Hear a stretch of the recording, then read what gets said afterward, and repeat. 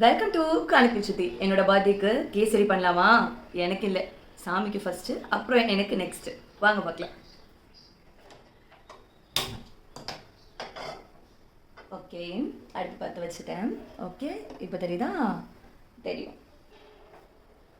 ரவை ரோஸ்டட் ரவை தான், பட் இருந்தாலும் நம்ம வறுத்துக்கலாம் அப்படின்றதுனால தான். ஸோ நான் ரவை வந்து நல்லா சூப்பராக ரோஸ்ட் பண்ணி எடுக்க போகிறேன். வந்து இப்போ நான் லைட்டாக சூடாக ஆரம்பிக்குது. ஸோ இப்போ நம்ம ரவை எடுத்துடலாம். இப்போ நான் இதுக்கு ரவை எடுத்துருந்தேன். ஸோ இதுக்கு வந்து இப்போ 3 கப் அளவுக்கு நான் தண்ணி எடுக்கிறேன். தண்ணி எடுத்து தண்ணி வந்து ஊற்றுறேன். தண்ணி வந்து கொதிக்கட்டும். அதுக்குள்ளே நம்ம என்ன பண்ணுறோன்னா, கேசரிக்கு முக்கியமான தேவை கலர்.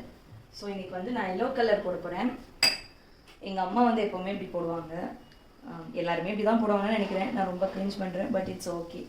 குட்டியாக ஒரு இதில் போட்டு அதை நல்லா டிசால்வ் பண்ணிவிட்டு அதுக்கப்புறமா அதில் போடும்போது கலர் நல்லா வரும் அப்படின்னு எங்கள் அம்மா சொல்லுவாங்க. பாருங்கள், கலர் டிசால்வ் பண்ணியிருக்கேன். ஸோ நான் அடுப்பை வந்து ஃபுல் ஃப்ளேமில் வச்சுருக்கேன். கொதிக்க ஆரம்பிச்சிருச்சு. இப்போ ரவை சேர்த்துக்கிறேன். ரவை சேர்த்து கைவிடாமல் கிண்டுறேன். கட்டி இருக்கக்கூடாதுன்னு நினைக்கிறேன். கட்டி வரக்கூடாது. ஸோ கட்டி இல்லாமல் கிண்டுறேன். அது கேசரிக்கு தேவையான நெய் ஆட் பண்ணிக்கிறேன். நெய் ஆட் பண்ணி கிண்டும்போது அது ஒரு மாதிரி ஷைனிங்காக இருக்கும். எனக்கு அது ரொம்ப பிடிக்கும். ஓகேவா? இந்த மொமெண்ட்டில் இந்த ரவைக்கு எவ்வளோ சீனி தேவையோ, நான் வந்து 2.5 எடுத்திருக்கேன். ஸோ அதுவும் ஆட் பண்ண போகிறேன். ஆட் பண்ணிவிட்டு மிக்ஸ் பண்ணிக்கலாம். ரவை ஆக்சுவலி ரவை கன்சிஸ்டன்சியும் சீனியுமே வந்து கரெக்டாக தான் இருக்குது. உங்களுக்கே தெரியும் பார்க்கும்போது. நான் வந்து க்ளோஸ்அப்பில் காட்டுறேன். ரொம்ப நாள் ஆச்சு. நான் ஃபர்ஸ்ட் டைம் வந்து ஸ்டாண்ட் வச்சு வீடியோ எடுக்கிறேன். எனக்கு அது ரொம்ப ஹாப்பியாக இருக்குது. என் ஹஸ்பண்ட் கிஃப்ட் பண்ண ஸ்டாண்டு. அதை என் ஹஸ்பண்ட் வேறு தூரமாக நின்று ரசிச்சுட்டு இருக்காங்க. நான் வந்து எப்படிலாம் பேசுகிறேன் அப்படின்ட்டு. ஆக்சுவலி இந்த இடத்துக்கு லைட் இப்போ தேவையில்லை, அதனால நான் லைட் எடுக்கல. ஸோ ஸ்டாண்டும் ஃபோக்கஸும் தான் தேவைப்பட்டது. ஃபோக்கஸ் நல்லாவே இருக்குது. என் ஹஸ்பண்ட் தான் இதை கிஃப்ட் பண்ணாங்க. ஸோ நான் உங்களுக்கு தேங்க் பண்ணலை. தேங்க்யூ மாமா, உங்கள் கிஃப்ட்டுக்கு தேங்க்ஸ் மாமா. எல்லாமே வரும் மாமா, நான் எடிட் பண்ண மாட்டேன்.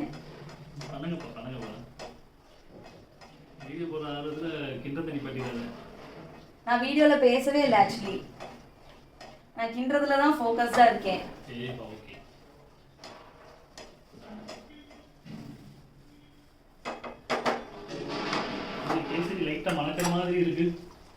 கேசரி எப்பவுமே மனமாக தான் இருக்கும். அது நான் பண்ணால் எப்பவுமே ரொம்ப மனமாக தான் இருக்கும். நெய் ஊற்றணும் என்பதான். அது நான் பண்றேன்ல, அது என் பர்த்டேக்கு பண்றேன்ல.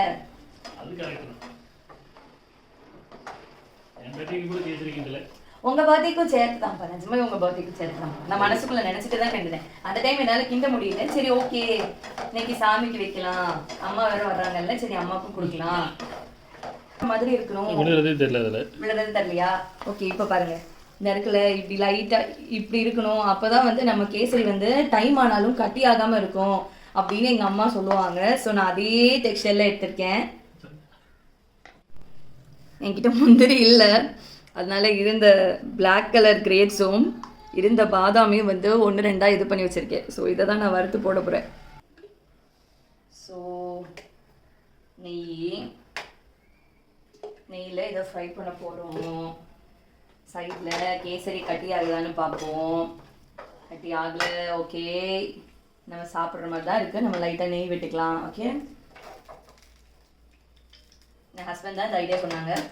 கட்டி ஆகுதான்னு, இல்லைன்னா நான் பார்த்துருக்க மாட்டேன். அவங்க சொன்னதுனால தான் பார்த்தேன். நான் சொன்ன மாதிரி இந்த 2 போட போகிறேன்.